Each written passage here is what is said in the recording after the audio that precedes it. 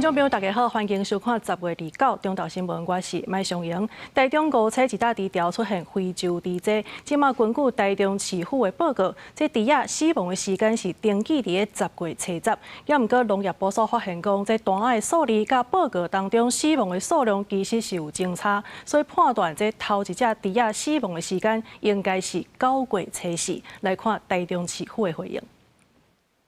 异常出现大量死亡的天数，根据目前已知的资料，就是10月11号。好，所以在之前如果有其他新的市政，或者是我们根据疫调，包括我们刚刚讲的3连单的比对，如果有异常的状况出现的话，我们在调查到一定程度的时候，一定会跟各位来做报告。虽然有猪只死亡的情形，但是都没有超越。 好，这就是警报值哈，所以没有警报值的时候，当然就没有警报哈。猪场自己本身如果有猪只死亡，即便不达到大量死亡，但是觉得异常，就该要有警觉。那就是为什么我们说自主通报非常重要，不一定要死到很多的时候，你才去要求送检，才要求兽医来指导。 好，针对这疫情调查内容无对等的部分呢，农业部是指出讲，这台中5车发生非洲猪瘟的这大市场，对9月开始就有死猪仔，所以要求爱翻头来清查。也毋过台中市府是表示讲，以猪场来讲，这猪仔死亡2%才算是警戒。9月至10月初10，其实拢无异常的状况。也毋过农业部煞认为讲，袂使干那靠这警示的系统，应该得爱赶紧来介入。 即届这非洲猪瘟呢，伫台南这点心大是受到真大的冲击，一寡店头呢都已经宣布要歇到11月初6过了。未来若准这疫情有搁继续恶化，安尼这头家可能真正是无生意通做。所以业者是希望讲，这市政府会当提出配套，帮助因渡过难关。 台南有名肉燥店、福星小吃店，过去早起拢是台南人早顿一定爱食店头之一。不过最近受非洲猪瘟影响，原本应该是营业时间，店头门口煞无预警挂出欠猪肉食无难字样，好真侪人食无。影响大不大？蛮大的吧。就吃牛肉啊。足正统的台南足好食，肉燥饭。啊，你一礼拜就爱食2道，安尼10几天无通食，你要办？袂要紧啦，迄落台南人讲食牛肉清汤啦。 除了肉燥饭以外，用低心蛋粉做主打餐点的阿平地心，也因为原料不够，也大休困的故事，一股台湾加油也讲出店头的无奈。啊，很多餐厅都没有开了，现在。前面那个猪水已经都没了嘛。会不会很失望啊？有一点，因为不知道什么时候再来。 其他的小吃店，亲像3下礼拜的阿财点心档、旧金菇的串咖米糕，虽然还有一点库存会应急，不过也强调库存若空啊，也就是休困的开始，因为闭会期间无可能超过防疫的需求。在屏东的有名小吃店，也因为欠猪肉做肉素，猪放假店头也对咧休困。也不知道怎么跟客户解释说要放那么多天，啊，只好就是我就是这样幽默的一点的情啊，去把它表述出来，也可以让顾客可以会心一笑这样而已。虽然是猪肉顿会影响的层面算一直放大，不管是店头也是民众，心内拢是干那希望疫情会赶紧结束，互美食会转去生活内底。记者综合报道。 好，即马全国要赶紧来预防这非洲猪瘟。来看这屏东县呢，即马是禁止外县市甲喷载入来。伫万丹乡有业者，就是因为载伤济外县市的喷，互人限制入场。也毋过后来呢，伊选硬要甲载入去焚化场，佮甲环保局的人下来下去。 警方到场是把这车辆铐起来，2个人呢拢移送屏东地检署来侦办。检方问话问煞，决定照妨害公务，也佮有废弃物清理法等罪，甲法院申请羁押。另外来关心的是，这云林县逐工拢有30栋的喷，目前因为这非洲猪瘟全面禁止用喷来饲猪仔，所以部分业者呢煞唔知影这个喷到底要载对倒位去。环保局是表示讲，经过预计呢，一工是会增加10栋的喷，所以请南亚堆肥场呢来架设一条处理喷的线，希望会当减少问题。清洁队员甲店面的喷回收了，会先做油水分离，结果甲喷送去6间6马堆肥厂处理。不过最近受到非洲猪瘟影响，全台湾禁止用喷气猪，清洁队喷的量增加真多。我们预估的话已经超过150家，那个量很多啊。我们区域化的地点都是在6轻嘛，我们进去的话，我们只有一台那个厨余车在转运，厨余车在转运的话一天只有1台而已。所以说我们也很担心如果量进来的多，出去的少的话，我们会堆砌在我们这边。好买清洁队讲，像好买店，每工喷的量差不多10吨。不过疫情了，真侪店甲清洁队签一般需要飞机要大程度合约，所以每工的喷量会增加。云林县环保局为了要解决喷的问题，甲大麻堆肥厂协调增加气化散线。公所或者其他事业外运回来的话，可能每天会再增加10到15公吨的一个厨余量，所以我们局长的话就非常的快速的话去跟南亚这边做一个协调，希望他把原来的一个旧厂的话也开启这条产线，所以说我们每个月的一个处理量可以从原本的900变成1800。环保局讲，经过协调，南麻堆肥厂已经启动第2条喷堆肥散线，甲本来一工30吨的喷处理量能增加到一工60吨。喷的气化由管府统一调度，甲喷转化成这肥料，减少管理的风险。记者综合报道。来关心这台南桂林的高铁特定区呢，这几栋来这大楼是一栋安尼起，也毋过最近呢，居民所反映讲暗时定定闻到鸡屎味，也是讲这猪屎味，所以怀疑敢是有业者走来偷盗。即马环保局呢是回应讲会加强巡查，嘛会出动无人机来调查污染的来源。台南桂林高铁特定区近年来起袂少大楼，不过真侪在地客家反映，常在暗时拢出现鸡屎掺猪屎味，互人评价强要冰白。有人嘛，故不离将甲塔门关起来，甚至连衫嘛唔敢摕去外口披。武当沙轮掺大潭里，拢总买外1万人，拢反映受影响。这款状况在地讲真久拢无改善，嘛引起民众怀疑，敢有业者偷排行为，毋望政府查好清楚。就是不时会闻到那种畜牧场的排泄物不好的气味。地方的发展这的臭味来影响居民的生活品质是不是讲请咱政府、咱相关单位来协助解决这个问题。根据了解，高铁特定区周边有8个畜牧场，大部分已经店家20-30档，后来才发展起来，陆陆续续人来遮徛。地书即阵有寡反映的声音，在地机关是讲，这影响居民的健康，恐惊嘛影响高科技产业发展。因建议政府比较空气品质机制，互业者提早公告时段，嘛通考虑甲牧场刷离开，保障合法业者权益。透过以地换地，也是补偿方式来协调。阮也尽量会当放，我就放啦。鸡屎都阮每一批处理，阮就3工5工，我就拢规个拢处理掉，包括拢再处理的。有味就是干那咧放迄工第1工啊。那我们不可能强迫要求他一定要离开，但是对于未来国家重大的决策跟重大的经济发展，我们是否一定要跟我们的畜牧业者好好沟通？因当地部分区域属禁航范围，本局已循程序向相关单位申请无人机空拍，并利用周边合法空域进行拍摄，以协助调查污染来源。那环保局指出，去年到今，伫桂林区已经有执行13届畜牧怪味的采样，嘛有发一件。因讲后续会持续加强稽查，参与着业者改善污染的行为。记者从台南采访报道。流感的疫情已经连续3礼拜拢有撤落啊，也毋过呢，即马是因为东北季风，天气愈来愈凉。疾管署是提示讲，这12月呢，流感有可能会搁热流行，而且会比秋天即届还搁较严重。所以提醒50岁至64岁的民众，11月初1开始，就要来开放第2阶段的公费流感疫苗，合资格的就要赶紧去做。隔当8个月，这波流感就可能脱离流行期。疾管署公布，顶礼拜国内类流感门诊急诊人数大约是11万人次，已经连续3礼拜下降，预估11月中脱离流行期。但是12月下旬会有一波新的流感流行期出现，而且可能会比这届更加严重。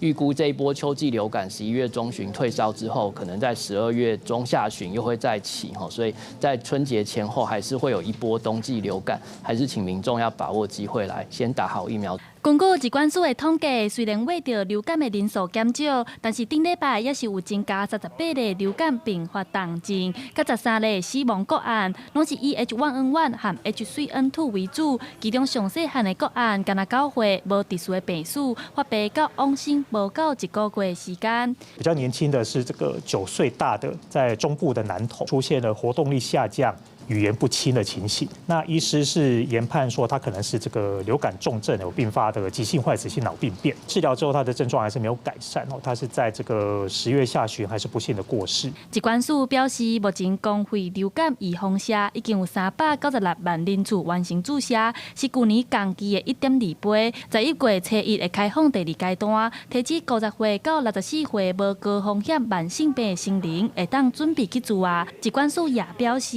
因为今年公费疫苗真侪人来注，所以暂时未开放全民会当注。若是无符合公费的对象，建议会当自费注射，提早互家己有保护力。记者陈雪林秀凯台北报道。在日本脑炎大流行的时间呢是6月到7月，也毋过即马伫咧假期前这2天呢，煞出现今年头一例即个日本脑炎的本土病例，而且即个患者呢，伊毋捌出国，嘛毋捌去过高风险的区域。这卫生局除了加强环境的巡检以外，嘛呼吁民众会当来注疫苗。卫生局人员沿路对较会生蠓虫的所在做检查，若有看到积水的所在，拢会先来清除，嘛会通知民众爱来注意。因为假期时出现今年头一个本土日本脑炎的病例，卫生局两名加强对环境的检查。像那个盆栽的底盆啊，也许想说，我把它放着以后，它会有水，比较不会容易干掉。结果它1天2天这样浇以后，它积水容器里面就滋生了，它也不清楚。觉得虽然小小的，只要0.2公分的东西，它就会长决绝了。所以我们民众要注意一下。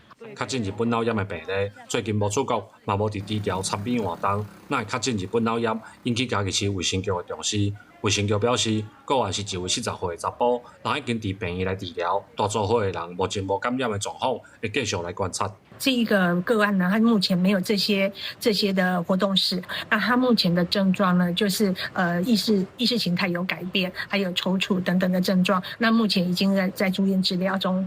日本脑炎主要流行的时间是伫6月到7月，会伫10月佫出现病例。卫生局表示，原因佫需要调查。今年全国计共有21例日本脑炎的确诊病例，拢是本土案例。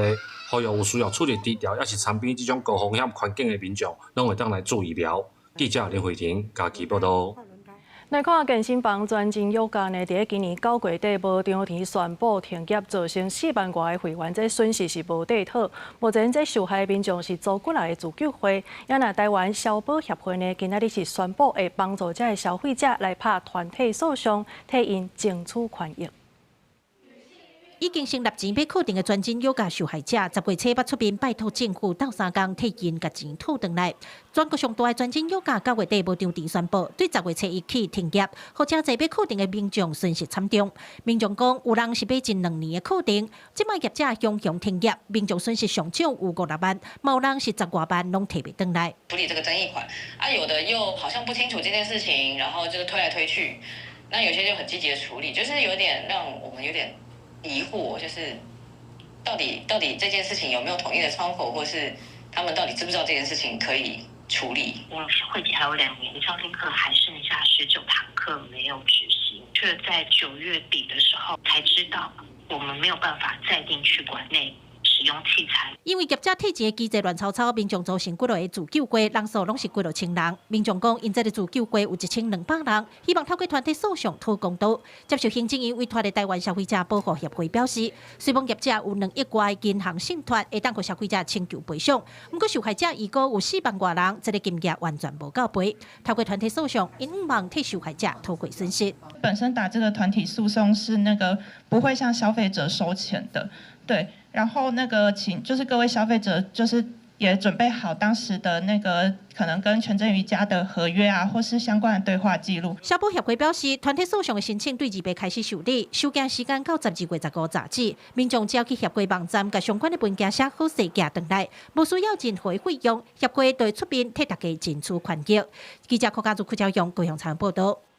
来看，既然头城唯一的一条客运路线呢，即卖是由国光客运咧做，也毋过在地所反映讲，这上班时间呢，逐班车拢客加甜一甜，希望讲会当加开车帮。另外呢，这国光客运所设的头城站呢，已经欠人半档的租金啊，这嘛互居民烦恼讲，这国光客运到底敢会做袂落去？客运进站野手闸车，既然头城唯一一条国道客运路线由国光客运经营，不过地方反映，每一早起6点到7点，上班人上济时间，每20分钟或者是半点钟才一班车，后每班车拢客满，真侪人坐无车赶袂赴上班，希望客运业者会用增加帮助。那来厘清到底目前头城往台北的这一段的经营的营运的部分，国光客运能不能再更积极、有效率的回应一下我们民众搭乘的需求？民众对这路线的单车环境有记录，希望用提悬，因为国光客运所设的头城站，除了是用直接坐车要卖车票，不过是向头城区议会租的，目前已经欠6个月租金无交，议会希望业者年底用交清，若无干来用退租。这样互地方烦恼，国光若经营袂落去，会造成通勤无方便。5、6日的话，对于我要来头城，比如说旅游或者是观光或者是上班来讲的话，他没有，等于是我必须要自己开车。因为头城我有朋友住这边，他也是要到台北去玩。那没有这车的话，就比较不太方便。针对地方的问题，县政府表示协助向公路局反映，希望因协助业者改善符合民众通勤的需求。会请公路局这边来协助，能够督促国光这边来改善。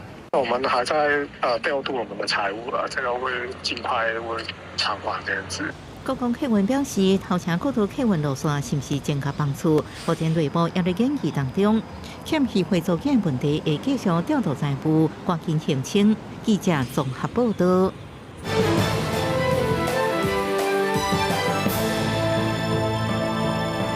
消息的部分，咱要先来关心的是这5级的风台比利沙呢，昨已经来登陆牙买加的西部啊。虽然讲伫登陆进程已经减做是3级，也毋过这灾情也是真严重。当地一寡基础的建设也有病院呢，即马拢传出淹水，也有失电的灾情。目前伫加勒比海地区尚无受7个人死亡，也那未来这粒风台有计是会扫对古巴甲巴哈马。比利沙飓风入侵。明德高湾沿海风头好大，部分主地区的林泉排水管已经有大风吹到电动海。比利沙伫个上陆进程，因加勒比海直直扫对牙买加，几内气象单位拢预测比利沙的强度会到5级，海涌有4米悬，河水可能超过70公分。比利沙伫2倍挖过首都金斯顿，伫较偏僻的西部城镇上陆，部分首都的民众去海边翕风景，有的人讲唔惊风雨，直直去户外耍潮。The fact that we take a wide turn and go around, it benefit me. I'm really sorry for who it really touch.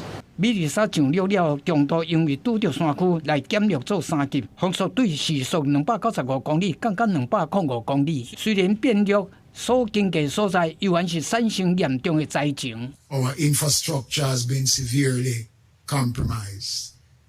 St. Elizabeth is the breadbasket of the country. And that has taken a beating. The entire Jamaica has felt the brunt of Melissa. 比利沙是牙买加有史以来上陆的上强飓风，当地政府讲，到2倍下晡为止，全岛77.38个电力公司用户，大约53万人无电，真多基础建设、学校甲病院嘛拢有损断的状况。几内避难中心嘛受到强风破坏，首都金斯顿的街仔路淹水严重，相关单位当咧全力抢修，会优先恢复病院、供水甲抽水站这寡关键设施的电力供应。根据气象资料，比利沙的沿对角线软过牙买加，最后按北部出来，接线扫向古巴去。公视新闻张淑芬编译。以色列是发现这哈马斯送回来的人质的大体呢，根本无伫个名单内，所以指控哈马斯违反着停火协议，而且因阁讲这哈马斯有来攻击以色列的军队，所以昨昏这以色列又阁出动去攻击加沙啦，上无有33个人死亡，因那这哈马斯是否认攻击，讲因有遵守停火的承诺。救护车赶紧驶入去汉阳尼斯垃圾病院，不过车顶的人已经救袂倒来。以色列被发动空袭，真侪所在拢通报有重大伤亡的事件。加沙市的救援人员赶紧把家伫庄仔角下底的民众救出来。نقرا اخبار تهديدات نتنياهو تنفيذ هجمات على غزه واحنا بنقرا في الاخبار صارت الضربه في بيتنا نزل السقف علينا 这个以色列大规模攻击的原因是哈马斯行动的人质遗体，并不是目前失踪13个人质内底的其中一位，是进前以色列军方找到的去互绑票杀害27岁的扎法提部分的遗体。以色列认为是明确违反对加沙停火的协议。总理纳坦雅胡遂下令攻击。 Hamas dug a hole in the ground yesterday, placed the partial remains of Ophir inside of it, covered it back up with dirt, and handed it over to the Red Cross. The IDF caught the entire sequence of events on a military drone. 有以色列军官讲，哈马斯以 RPG 火箭推进榴弹，攻击以色列伫拉法地区的部队，引起以色列的报复。因那哈马斯是否认发动攻击，而且谴责以色列的行动是犯罪式轰炸。 嘛讲，因也是遵守停火协议，不过嘛因为以色列违规的行为，原底28要交另外一个人质的遗体，决定的延后。联合国人权理事会一个委任独立专家表示，以色列军方甲哈马斯停火的协议，先开始就知影可能袂顺利。就算美国副总统范斯坚持讲和平协议也在进行当中，不过这个攻击的事件，等于是对总统川普超切的停火协议上新的考验。公司新闻黄文玲编译。 另外，伫巴西这里约热内卢的警察呢，是来进行大规模的扫毒帮派的这个行动，也毋过煞引起真大的冲突，包括4个警察在内，上无有64个人死亡。 警匪发生冲突，伫大路巷仔一直听到枪声，真侪警察进入里约北部贫民窟阿莱芒加佩尼亚，有装甲车、直升机、12台铁路动的器材车。Tá tenso, tá muito tenso. Nunca passei assim por isso. Eu sou carioca, nascida e criada aqui no Rio. Muito medo e apreensivo porque não tem ônibus. Estamos aqui no meio da rua, exposto a qualquer coisa, né? 这边行动部署大约2500位安全人员，执行250份逮捕令加搜查令，目标是恶名昭彰的犯罪帮派红军团。冲突中有警察死亡，现场死伤惨重，死者拢被怀疑涉及贩毒。警方逮捕几60位嫌犯，现场也查到真侪枪甲毒品。 E estão fazendo a maior operação da história, 31 fuzis apreendidos, além de uma grande quantidade de drogas. 有一寡民间团体批评这种军事化行动造成大量的死伤，是一场悲剧。巴西司法部长莱万多夫斯基也讲，联邦政府伫咧事先也无收到州政府对这边行动的支援请求，伊也是看媒体报道才知影这边行动的进展。 里约自后礼拜开始，将会办包括全球城市市长峰会在内等几多项国际气候加环保的相关活动。巴西政府当局伫进前就伫咧办重大活动进前，针对犯罪集团进行大规模的行动，像2016年的里约奥运，加2024年的G20。公司新闻黄文玲编译。 这台湾的半导体产业呢，伫制造方面是上界厉害的，有90%以上这精品的晶片，拢是咱台湾所做。台记台节目台湾技术部呢，是来专访外交部政务处长吴志忠，来看咱台湾安怎做，才通维持咱的优势。 伫咧国际政治上，一刻是台湾的民主优盘。两国对民间嘛有真多元的艺文交流。对欧洲政治研究的外交部政务处长吴志忠接受台记台专访的时，伊指出，二次世界大战以前的一刻是军事工业排名世界第5的强国，后来去互德国占领，大大增加德国的战力。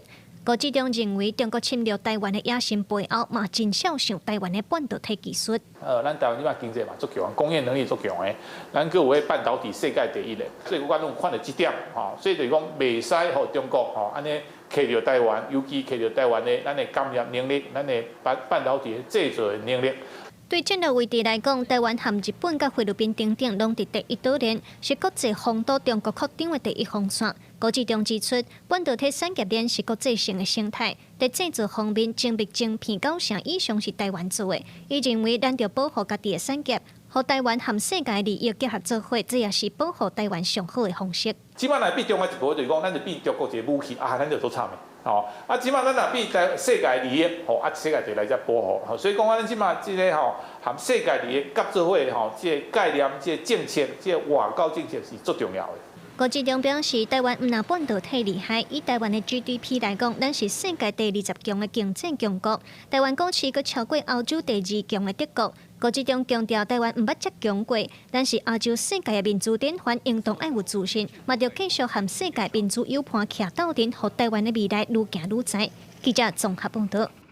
这欧洲国家捷克呢是定定公开来消停台湾，也若咱政治大学也惊大生开全国头一个捷克语的相关课程，也已经连续6档来举办相关的活动。今年是以捷克的第1任总统来做主角，互人了解这个国家的民主演变。Vážená vládo, vážení hosté, rád bych byl dobrým prezidentem. 纪录片讲明哈维尔记录1992年捷克斯洛伐克共产政权解体了后，捷克第1任总统哈维尔上任以后的每一天，伊是反霸权的铁学家、戏剧作家，嘛是反共产主义者。伫前总统陈水扁任内捌来拜访台湾，咱嘛颁勋章，予伊感谢伊公开挺台湾家己的韩国。当第6届捷克日直政大的系列活动，嘛要放这出纪录片，互更加侪人了解捷克的民主政治。It's like a royal throne. Havel sitting on it, representing the power, yet laughing. And the quote says, "Being in power makes me permanently suspicious of myself." This is Havel. So I hope that the visitors can learn more about him, because for us, for Czech people, he was such an important figure, and I believe that also he was one of the most important moral figure of the 20th century in Europe. 捷克嘛，甲政治大学斯拉夫语文学系共同规划特点，完整呈现捷克前总统哈维尔的一生，见证捷克走向自由和民主的过程。系主任表示，率来活动也讲有捷克舞蹈工作坊和论坛，希望透过学术交流，了解哈维尔对当代社会的影响。拜喜，我们会有一个很盛大的论坛，我们邀请了捷克的学者，还有台湾的学者，总共有6位，然后我们会去讨论大家对哈维尔的形象的想象是什么，对于当代社会还有什么样的影响。捷克的执政大学系列活动自举办开幕隆重2礼拜。系主任表示，捷克和台湾在历史和民主化的过程有真侪相像的所在，希望透过这样的活动，通促进民众对捷克的了解。记者卢尚珠、郑准由台北报道。来看美国总统 Trump 已经去到韩国来参加 APEC 的峰会，第1站呢是去企业高峰论坛来发表演说。咱台湾的代表团是派出3个企业代表去参加。讲到这对 APEC 的期待，国务署是强调讲要发挥咱半导体的优势，提高国际的能见度，让咱的产业发展会当更较好。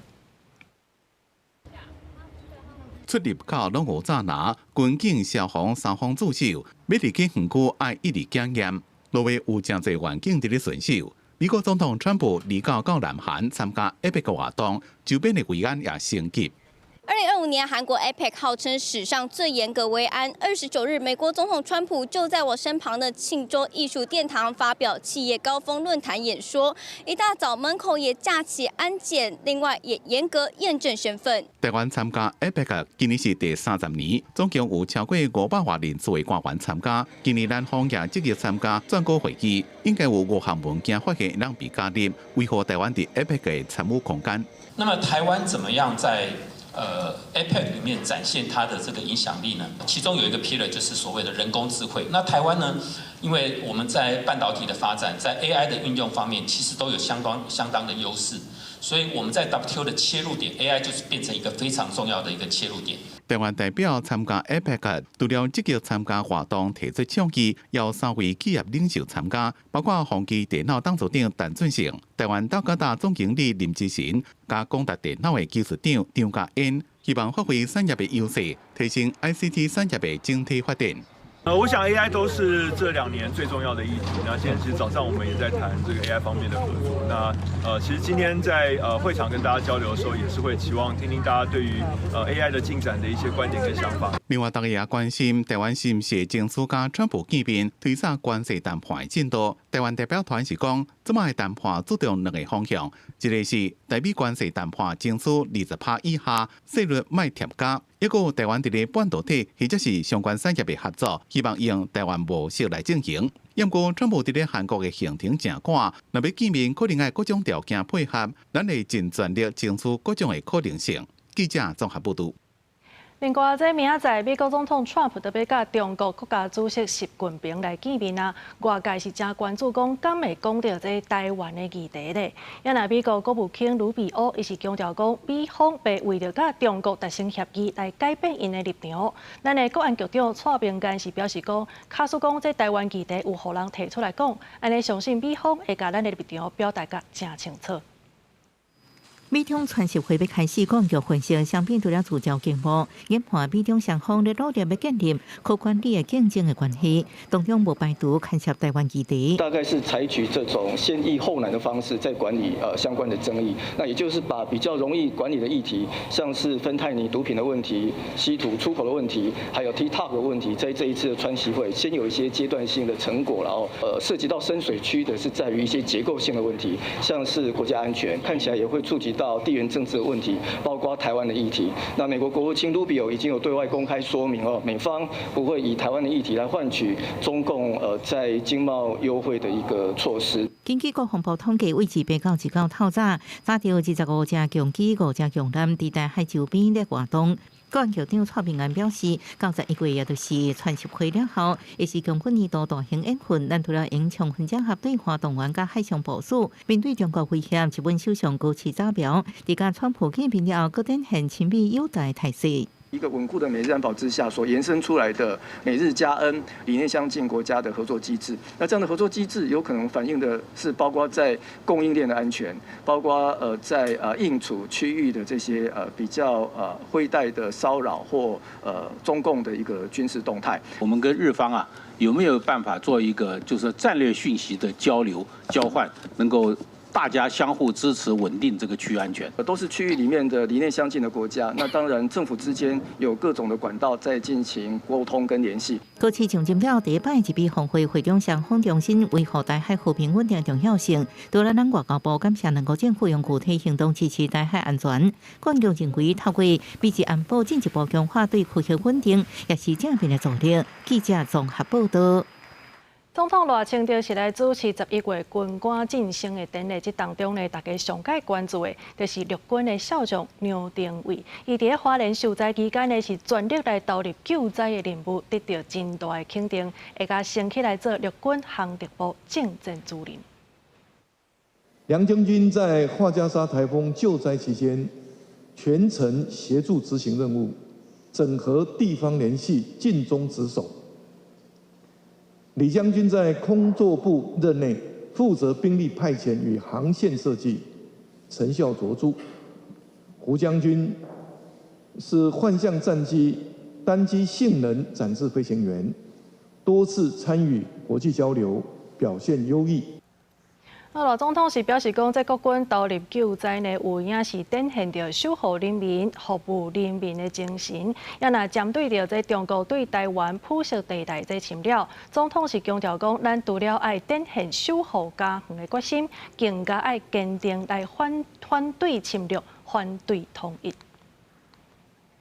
好，即马要来守护这海底电缆，所以经济部已经提出电业法、天然气事业法，也有自来水法的修法的草案，甲这海底电缆，也有送水的管线呢，放入去法规的保护范围。除了这刑事处罚以外，调工拖动这海底电缆的人，伊的工区甲船只也拢会互扣起来。画面内底即只宏泰58，经过台南北门区外海5海里的所在路顶，用自己的2行来回，甲台批3号海底电缆交断去。今年2月，防疫破坏电缆线的罪起诉，台南地方法院6月判中国籍的船长王玉良3年徒刑。海巡署讲，迄当初发现船顶有多项的资料，嘛甲自动识别系统关起来。他明白标示，他就在海底电缆上面，他竟然下锚。所以他是故意的。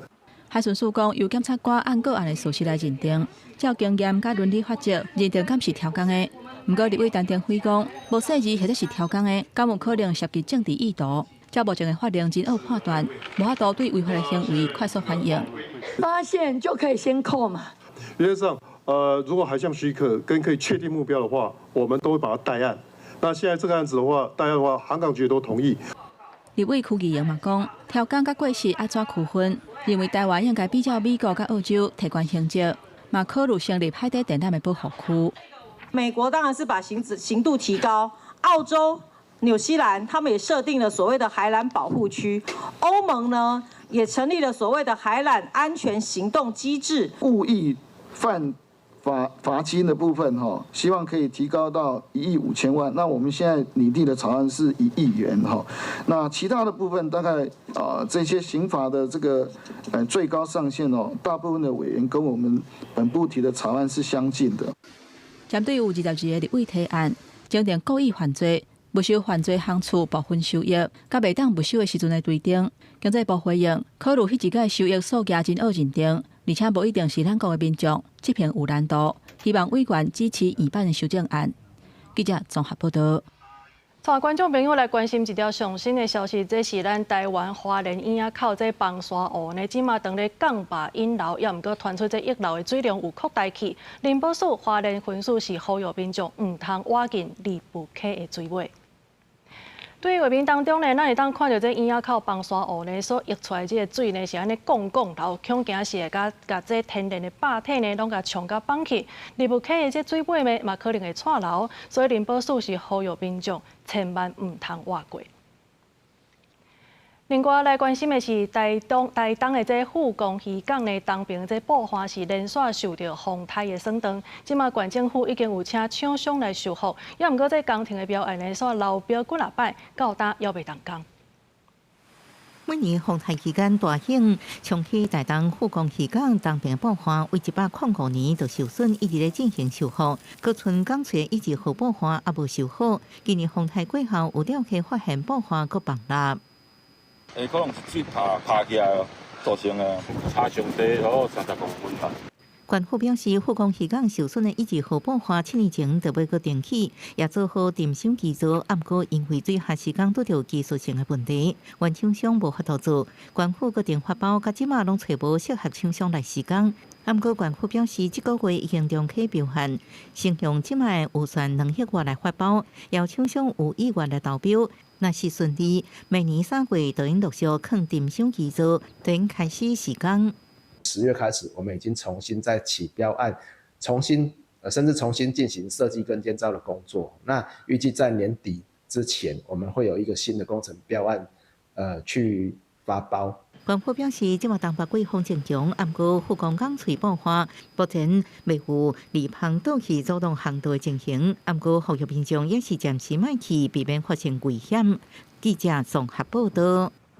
这北台湾是连续过来讲拢落大雨，昨暗伫台北的南港区这古庄街呢是有土石崩落，也阁有一丛100年的老树倒去，造成下底这铁厝受到损害。家在是无传出伤亡，一直到今仔日早起是还阁咧抢修。工程单位甲人载去树仔顶，要赶紧甲树仔记较底咧。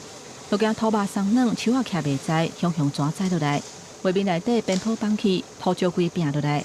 有一丛100年的老树全底咧倒去，去缀着下底铁厝。都是有2次的啊，像啊等，对，迄石头无放呢。连续几个工落大雨，台北市南港的古庄街，28暗10点外，土石雄放落来，毋但树仔倒去，顶悬的壁嘛底咧崩落，去讲着铁厝，而且这间铁厝对外唯一的车路嘛，因为安尼抓袂通。滑下来的土方啊，那个有影响到下面一条小型的排水沟。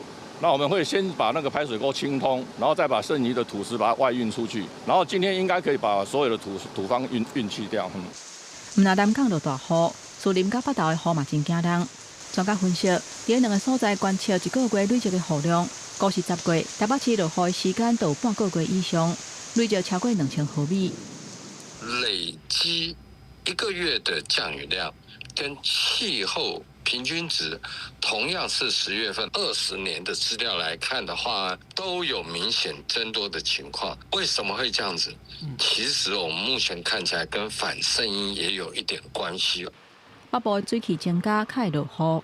原因包括受到低压带、风太外围环流、甲东北季风的影响。专家嘛讲，这甲反圣婴的现象嘛有关系。尤其寒人就要到啊，而且今年的冬天会较冷，提醒民众都要注意天气的变化。记者综合报道。文化新闻界来关心的是，这全台湾唯一提称的新名圣旗元帅洪基公，就伫咧南投德山镇的圣旗庙。旧历9月初9是中阳，当时呢嘛是这洪基公的圣诞。对日式开始，这庙方呢是连续3天拢有举办庆祝活动。这几天啊，嘛有信众甲警察是特别来拜拜，甲洪基公祝寿。德山镇中和国小的龙队甲锣鼓阵认真表演，为洪基公祝寿。旧历9月初9是中阳，也是南投德山圣义庙圣义元帅生日。德山人拢称呼伊叫洪基公。民众若有物件碰见，拢会来遮求。为咗物件嘛，拢有找转来。民众讲，顶2天啊，就民众车碰见，来车声明斗3天，结果过2天就找到车。来求咱的洪基公。结果过2天尔，这个车就找到。阮学长讲有案件也不讲无法度破案，遇到瓶颈的时阵阮过来甲洪基公来请教者嘛有听讲请教了有诶案件会顺利破案。庙方也连续3天举办庆祝活动，除了念经做仪式，也为咗有供信众来祝寿。庙方表示，清朝的时，德山嘛是属于分灵的范围，圣义元帅是当时分灵的一位捕快，叫做苏阿乖。伫一届烧白土匪的过程中，连同部属36人全部牺牲。地方民众甲因带伫树骹，风声半暝啊，在地人定定看到有一面像红旗的火光出现，村民就去石碑甲拜，伊也真灵性，所以伫民国38年，替洪基公去一尊提称的金身。伊就捕快，捕快就是讲，要找物件碰起，车碰起啦吼，所有物件金仔啦，猫仔狗仔碰起，拢随甲下，随有灵感，随个会找到安尼。庙方表示，来请洪基公斗找的物件真侪款，有车有物件，嘛捌有人是要找猫仔狗仔。庙方也欢迎大家若有到德山，会当顺线来参拜这尊国内唯一提称的神明。记者叶平仪南投报道。即马咱台湾已经是高龄化的社会啊，虽然讲平均的拢会当食到80多岁，也毋过根据这卫福部的统计，这民众伫过身进前呢，平均受7档这身体拢是有状况的，所以就有民间的基金会呢来创办这公益健康平台，拍影片，互民众会当免费收看，来学一寡健康的观念。不是，肺癌症最常见症状是没有症状。等有症状都是第4期。拍影片请医生来宣导健康的知识，这是民间基金会创办的公益健康平台8大意见堂，希望互民众了解正确的观念。台湾是高龄化社会，根据卫福部的统计，这5年来寿命超过100岁的人数成中42%，也毋过民众伫临终进前平均有7年是无健康的。总统赖清德表示，政府有启动健康台湾深耕计划，5年489亿的预算，希望用伫都市偏乡和各地诊所等等，全面强化疾病防治和治疗的品质。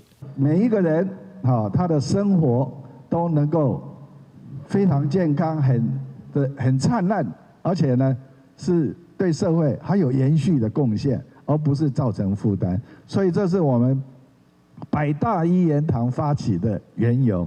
这个平台不仅仅将有效提升全民健康知识，也能够减少错误讯息的流传，协助民众延缓疾病发生，缩短不健康余命，这些都是健康台湾的核心目标。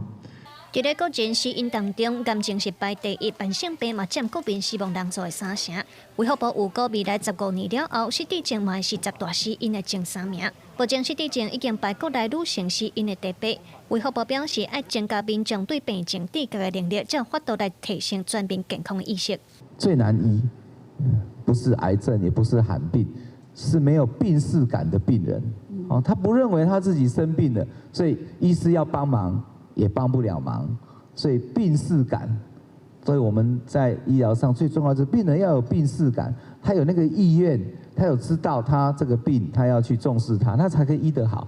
基金会创办的这个健康平台8大医健堂招100外医生来宣导健康知识，互民众通伫咧线顶免费收看，学着健康的观念。希望伫咧高龄化的时代，民众拢通留空间。记者陈心东、曾准由台北报道。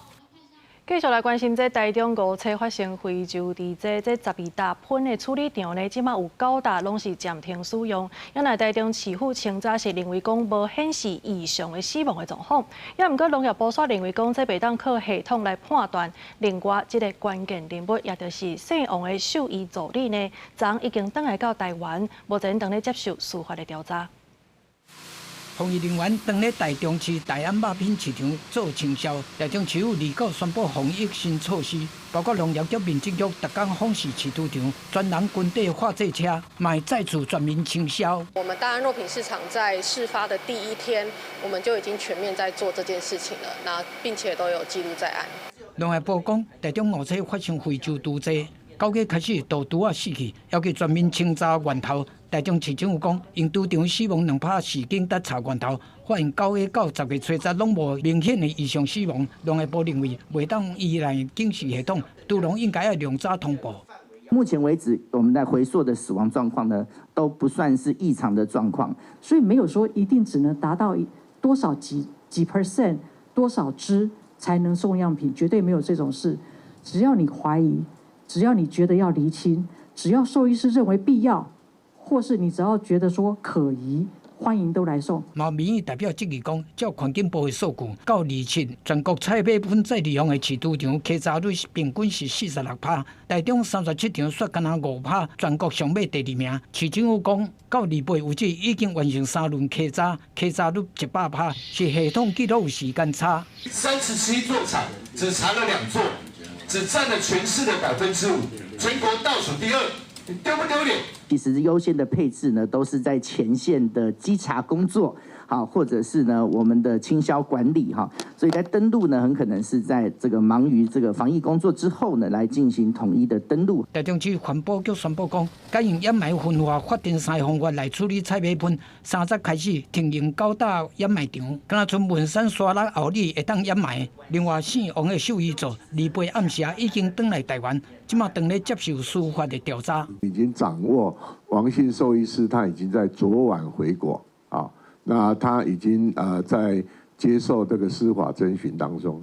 台中市农业局表示讲，针对死猪仔数量长期无海的情形，检调已经开始了侦办，市政后续会全力配合追查。记者综合报道。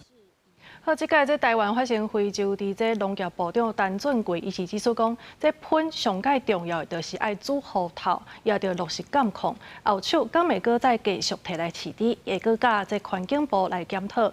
另外，海委会是说明讲，这海巡署呢边境管理是有2个重点，包括着小三通的乘客、货物的这个检查，也阁有海豚仔这猪的尸体的处理。台中发生第1例非洲猪瘟案例，针对边境防疫做回，海委会主席管碧玲说明，海巡署的边境管理有2个重点，包括小三通的乘客、货物检验，也个海岸边的猪尸体。统计107到114年有179只海漂猪，其中20件是阳性。每一只猪尸，只要是发现了，我们都把它当作有可能是非洲猪瘟，在这个假设的情况下，全副武装的去处理。这边非洲猪瘟疫情，也和大家讨论是不是要禁止用喷饲猪。农业部长陈俊贵讲，喷上重要的是爱确实的催煮加监管，亦个加环境部做滚动式的检讨。厨艺要不要去养猪？我想我们后续会去检讨。那现在这个时间点，最重要还是在防疫。不过，中央地方的疫调拢发现猪的死亡数目、感染的第1例出现的时间，这款疑点拢也未查清楚。陈俊贵讲，今仔日的开专家学者会议，查清楚规个过程。岸边查缉这个疑似有走私的船的时候，你们人数是否足够？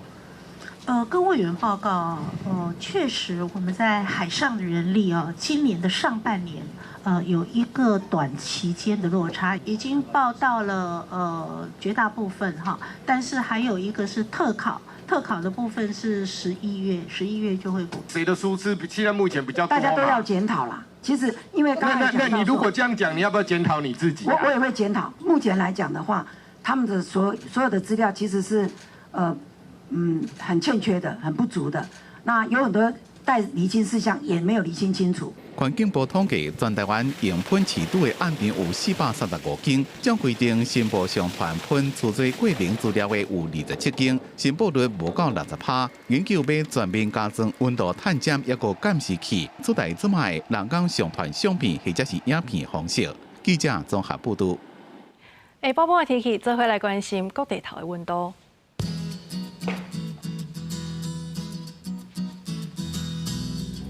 北部地区22度到26度，中部地区是24度到31度，南部地区27度到32度，东部地区是21度到29度。那外岛地区22度到26度。还有未来3天的气象。